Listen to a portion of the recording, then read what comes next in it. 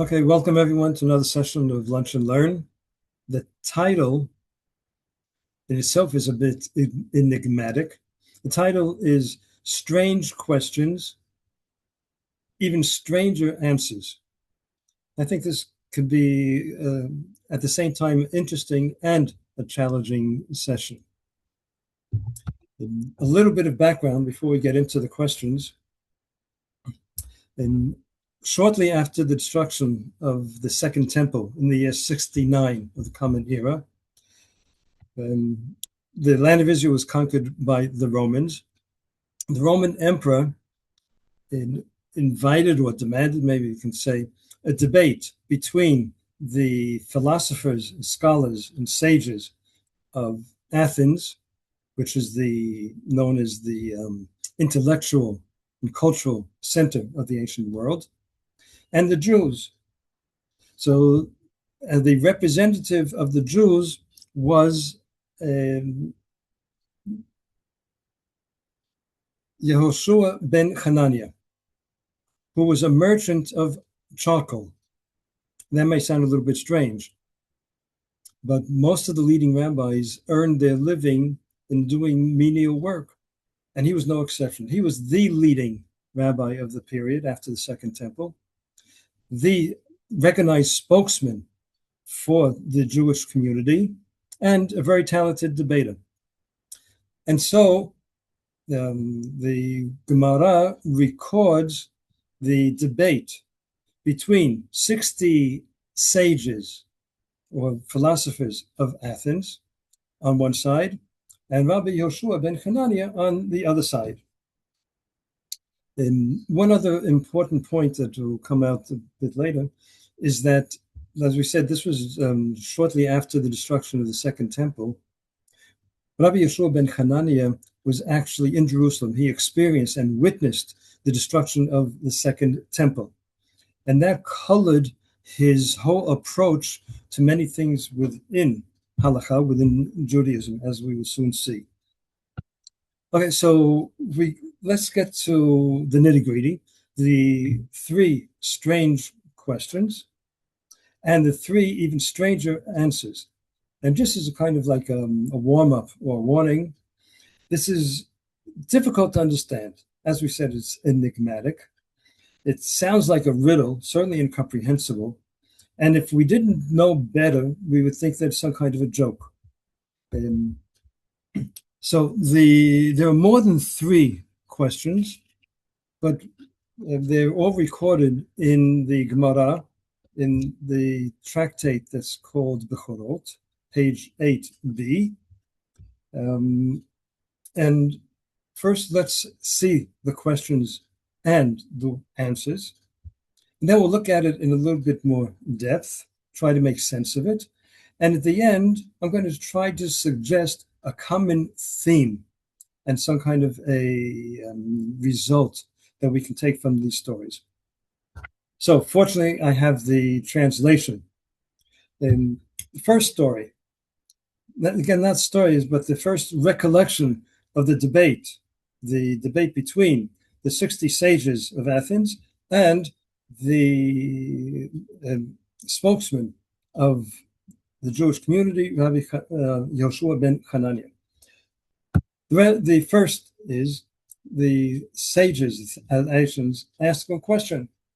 When salt begins to spoil, what do we use to preserve it? That's the question.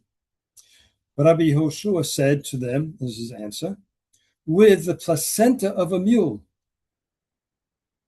They, the sages, said to him, but is there a placenta of a mule?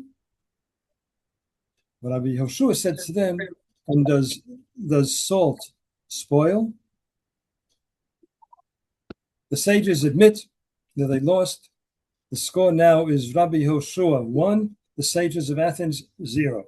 Okay, we go on to an additional question.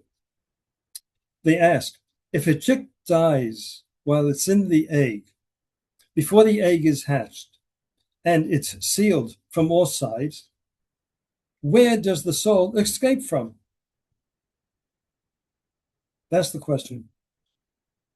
Rabbi Yehoshua replied, the soul departs to the same place it entered. Okay, now it's 2-0 in favor of Rabbi Yehoshua. Now we come to the biggest question, the most enigmatic, and the key to understanding virtually the whole debate. They, the sages of Athens, brought 2 eggs to Rabbi Yehoshua and said to him, which of these 2 eggs came from a white hen and which came from a black hen?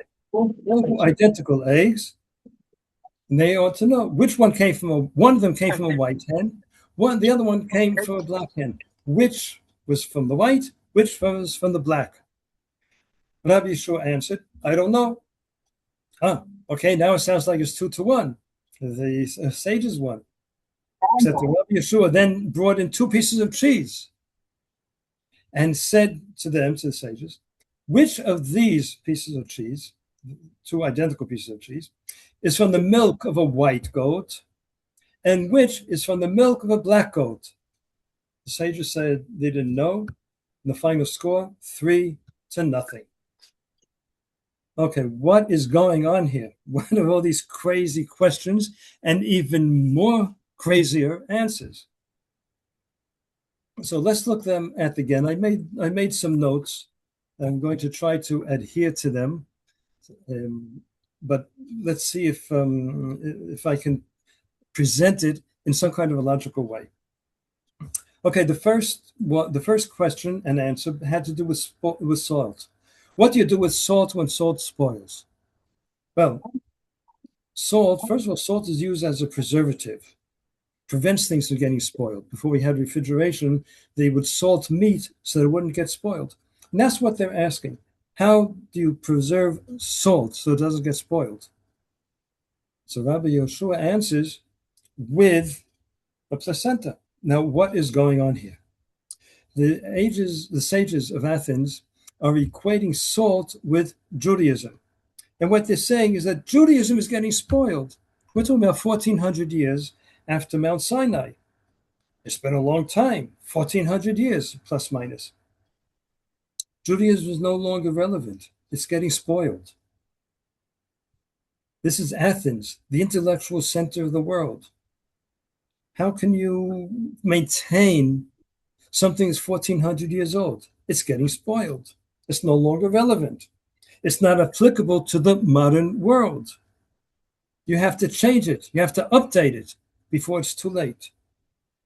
That's what they're saying, that it's getting spoiled. How does Rabbi Yehoshua answer? He says, the placenta of a mule. Now, before we get into the idea of placenta, what is a mule? A mule is a cross between a donkey and a horse. I don't remember which one is male and which one is female, but that's how a mule is produced. Now, a mule has a lot of advantages. It's stronger than a horse. It's stronger than a donkey. Its immune system is stronger. It has all the advantages of both. Great, wonderful, the ideal combination, a winning solution. You hit the home run, the grand slam. We got the perfect thing, a mule. There's only one problem with a mule, that it's sterile. It cannot reproduce. So that therefore, the mule, and now we come to Rabbi Hanania. He says, with the placenta of a mule, there is no such thing as a placenta of a mule. Why? Because a mule is temporary. Mule cannot reproduce. It may be a great thing, but it has no future. And so therefore, Rabbi Hanania is saying salt, Judaism, cannot spoil. Judaism is eternal. It's not something temporary. Most important, it adapts. It's true, it's 1,400 years old at that time. I'm talking about the 1st or 2nd century of the Common Era. 1,400 years old, but it adapts. The Hebrew saying is, a Torah lo b'shamayim. The Torah is not in heaven. It's down here in this earth. It gives us the ability and the possibility and the tools to adapt to the modern world. We're talking about the modern world 2,000 years ago. How much more so the modern world today? The Torah is able to adapt. Now, we mentioned that Rabbi Hanania witnessed the destruction of the Second Temple. He could have easily fallen into depression. Gone, everything is gone. 1/3, that's what the historians say, 1/3 of the Jews in Eretz Yisrael at the time were killed, murdered. There was one Jewish family in Pekin left in all of Eretz Yisrael. That they incidentally, the family continued from generation to generation up until 1948, the establishment of the State of Israel. If anybody wants to claim that the Jews have no claim to Israel from a standpoint of physically being here, he could have been depressed. He could have said, "There's no future." But he came to the sages of Athens and said, "With all your philosophy, with your intellectualism, Judaism is not finished. Judaism has a future." He turned the darkest moment into something positive. And the fact is, we are still here. 3,300 years after Mount Sinai, almost 2,000 years after the destruction of the temple, and we are still here. So that's the idea. The Judaism does not spoil. Okay, going on to the chick. How does the soul escape from a chick? The chick is encompassed in the egg. How can it get out? What are the sages of Athens claiming? They realize there's a soul. How does any kind of being live? When there's a soul, it's alive. When the soul departs, the living being, whatever it is no longer alive. But they say it's confined. It's imprisoned. It's restricted. So that's what they're really asking. There's like something very interesting. A chick, when the egg hatches, it struggles to get out. So somebody once said that he wanted to help the chick get out. He said, "It'll break the egg, let the chick get out." The farmer stopped him. He said, "If you do, he won't survive." Because part of that release from what the sages of Athens called the prison, part of that release is developing the muscles. We know in any kind of birth, the fetus, whether it's human or animal, goes through a trauma, but that gives it the strength to survive after birth. And this is the point that Rabbi Hanania ben Hanania answers to them. The same way that the soul got in, that's the way the soul got out. The source is external. It's not internal. It's not confined. Why? Because it's infinite. It breaks free. It breaks free whether the shell is broken or not. And therefore, there's one truth, that God put the soul in the living being, just like he takes it out. The way that it came in is the way that God removes it. Okay, there's not all that much time left, so I want to go on to the main topic, the idea of the eggs. Which egg came from a black hen and which from a white hen? They're both the same color, both identical. He says, "I don't know." Now, why did the sages, and what are they talking about, bring up the whole idea of the chicken sitting on the eggs? What the reference is that the incubation period, the chicken sitting on the eggs, is 21 days, 3 weeks. Now, within Judaism, the Jewish calendar, there are 2 periods of 3 weeks. One, we're in the middle of right now. We began last Thursday, from the 17th of Tammuz up until Tisha B'Av. It's 3 weeks of mourning, 3 weeks of introspection, 3 weeks of the opposite of being joyful. There are all kinds of halachot that we don't do weddings. There are all kinds of things that in order to feel the sorrow. That's one period of 3 weeks. What's the other period of 3 weeks? The 3 weeks from Rosh Hashanah to Simchat Torah. Again, 21 days, 3 weeks. Exactly the opposite. A time of joy, a time of building, a time of renewal, a time of spiritual uplifting. The exact opposite of the 3 weeks that we're in now. One is white. What's the white? The white is Rosh Hashanah to Simchat Torah. Positive. The other one, that's a kind of black, mourning. And that's what the sages of Athens were saying. Here you have two eggs identical. Which one is it? And he says, I don't know. The sages of Athens are saying, that's because everything is random. It just happens. It's true, there's no difference. Just like there were 3 positive weeks, there were 3 negative weeks. Just like you had Mount Sinai, and now the destruction of the temple. It just happens. It happens by itself. Everything is the same. All the eggs are identical. Everything is identical. Why? 3 weeks happened. Rosh Hashanah happened. It's random. You can't differentiate between them. There's nothing behind it. It's fate. It's pure luck, if you want to call it that way. Identical. The idea is that there's no reason behind it. As soon as there's no reason behind it, then you can't tell whether it comes from something black, from something white, something positive, something negative. It doesn't matter anymore. There's no reason behind it. There's no design behind it. There's nothing behind it. It's all left to chance. It's all left to fate, luck, whatever you want to call it. It just happens. So how does Rabbi Yeshua ben Hanania answer? He brings 2 pieces of cheese, one from a white goat, one from a black goat. They're the same, identical. Said, which one is from the black and which one from the white? Say, we don't know. Now, why did Rabbi Yeshua bring from a goat, not from some other kosher animal? A goat, there are 2 goats that are part of the service, the sacrifice on Yom Kippur. Now, even though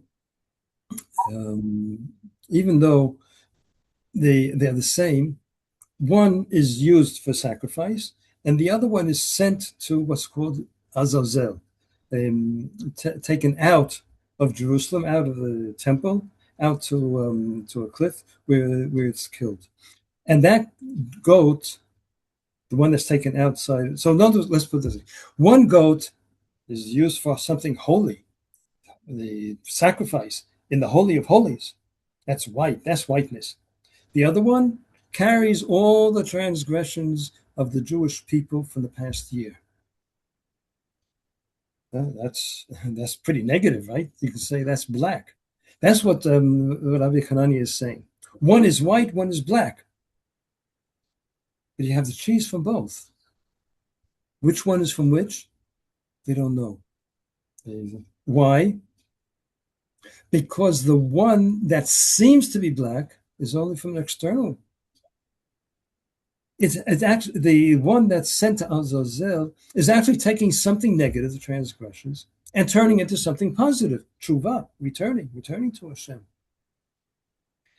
And so that's what Rabbi Hanania is saying here, that the Azazel turns something negative into positive, something black into white.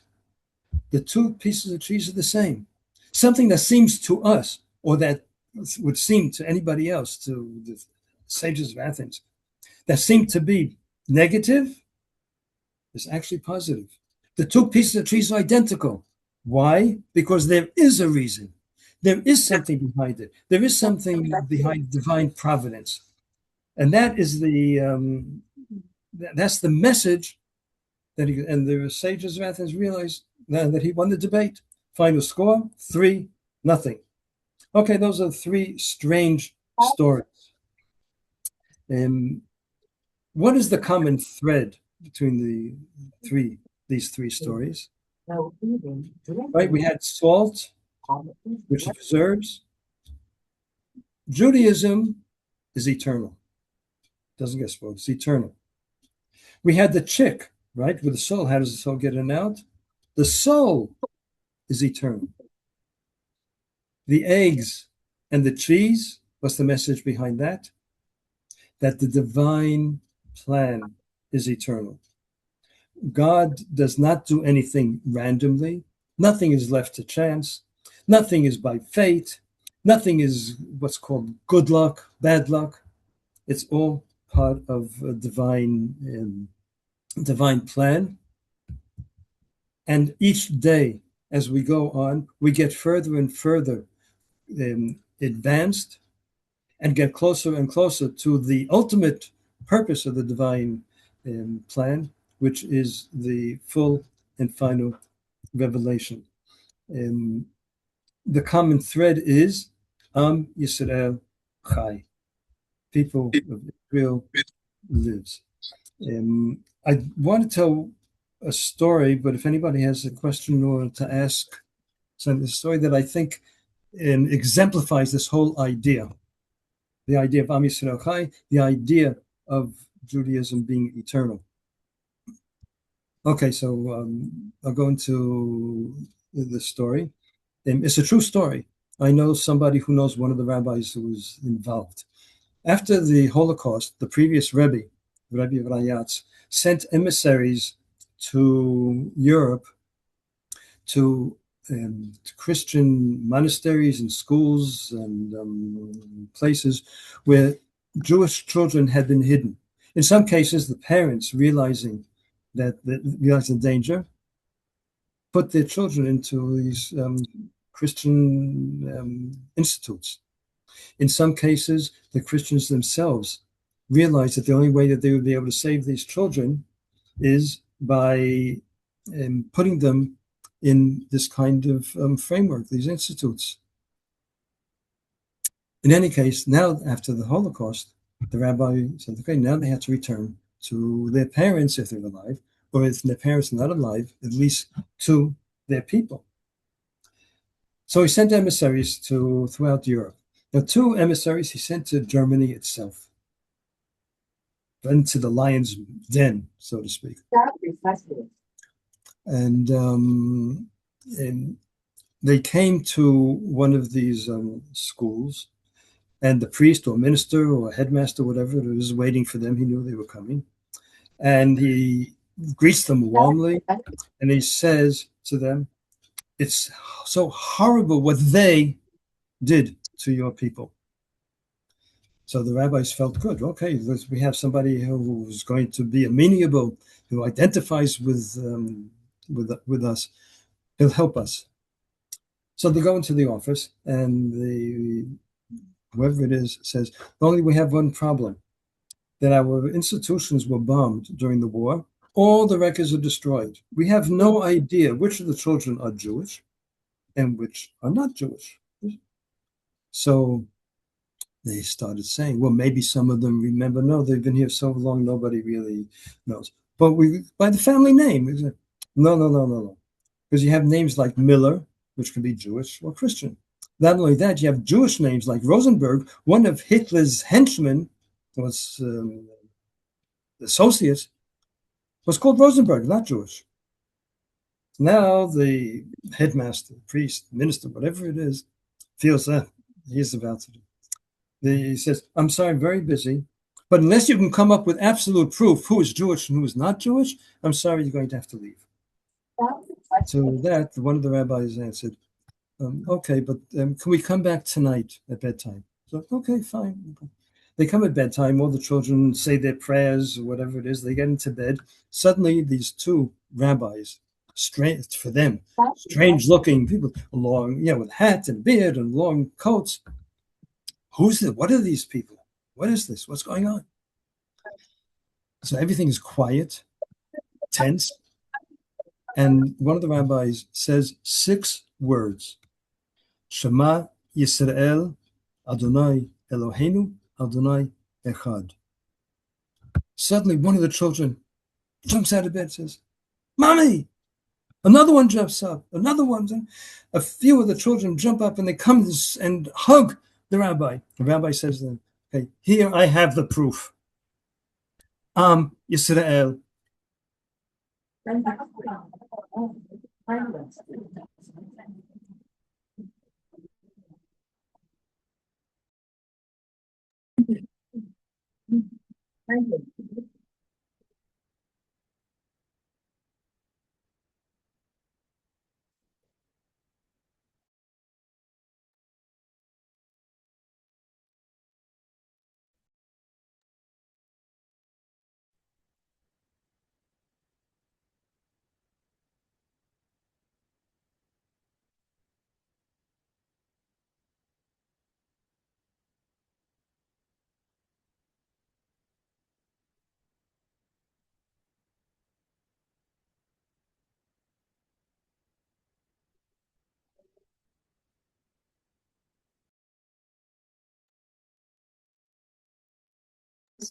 Rabbi, are you still there? Yeah, I ended up getting cut off as well. It's Richard. Hi, Richard. Yeah, I don't see him anymore. Well, he is in another country, so. Yeah, um, yeah, I'm on a bus myself, but I wanted to hear the punchline after all that at the very moment. What bus? Where are you going? I'm in Long Island now. Um, not far from the where the Rabbi Schneerson is buried. But Oh, wow. um, uh, yeah, like so we heard like the two rabbis said the Shema, and the kids jumped up, Yep. and I'm waiting for No. Okay. And no, you hear me Oh, there now. he is. What happened is that I got so excited and I went like this, but let me put the video back on. I went like this and I accidentally hit the button that closed the the whole thing. So I apologize. In any case, Am Yisrael Chai. That's the message from these three very, very strange stories, from the three very enigmatic answers. But the basis is Am Yisrael Chai. Judaism is eternal. We, by being that, are part of an eternal experience. And if anybody, now that I'm back in, if anybody wants to say anything, add anything. Okay, I apologize again for hitting the close button. No, thanks. It's very, Richard. I'm sorry. very, I'm very traveling today. unintentional. I'm I'm sorry, what? traveling, so I couldn't hear. I ended up getting 90% of it, but you left at the best point of the story. It was I didn't. It was great. Yes, yes, I'm thank you for coming back. no, again, I apologize. It was really unintentional. Like I said before, nothing is by chance. So I guess there must be something good that came out of the fact that I hit the close button by mistake. We were all in suspense. Thanks. So in any case, the rabbi had the proof that he needed and saved these Jewish children from this institute. I've told that story before. Very emotional. Okay. Take care. Have a good trip, wherever it is you're going to. Thank you, Rabbi. Hey, Rabbi, I'm within a few miles of the old Rabbi Schneerson, so I'm glad he was able to hear the story from you. Okay. Okay. Thanks a lot. Okay. Take care, everyone. Bye-bye. Keep well. Thank you, Rabbi. Bye-bye. Thank you all. Take care. Keep well. Stay healthy. Now I'm going to stop the recording and close.